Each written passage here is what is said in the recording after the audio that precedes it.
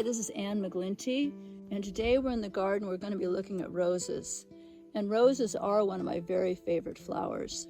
So this is a Cecile Brunner rose that I've had planted for quite a long time, and a Cecile Brunner rose is also called the sweetheart rose. It likes to be grown in partial shade with direct sunlight for only a short time each day, but once it's established, it's a very long-lived rose, and it can tolerate even poor soil. But it does really enjoy well-drained soil amended with organic matter. It has a beautiful fragrance to it, and it really does make a very good rose to dry and for the petals, and then to use them in potpourri. This one is a Bordeaux rose, and you can see it really opens up. And this one is one of my favorite roses to use for potpourri. The colors really stay nice and red even though they're dried, and it has a beautiful fragrance. This is a climbing rose, a Chrysler Imperial, but I've kind of trained it to be more of a freestanding rose.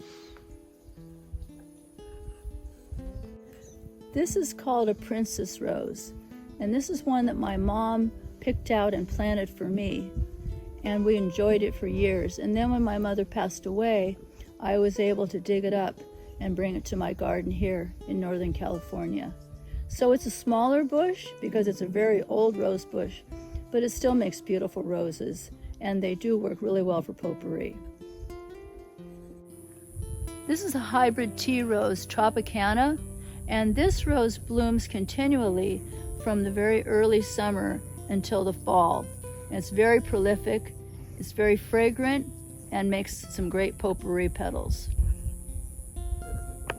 This is another one of my favorite roses. It lasts for a long time in the house as a cut flower, and it makes beautiful potpourri. It has a really nice scent. It's called Tiffany.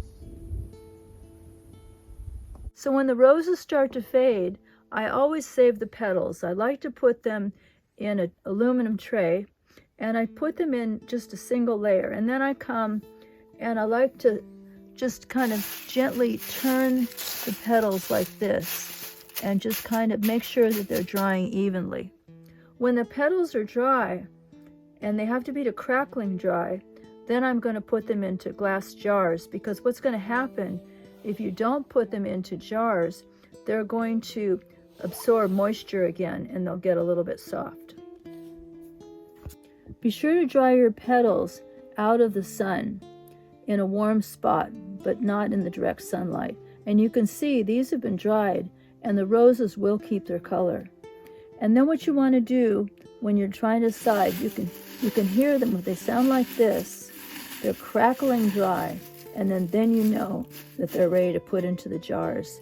And you're going to store them like this. I hope you'll enjoy this video about roses, and I'll look forward to talking with you again. Bye-bye.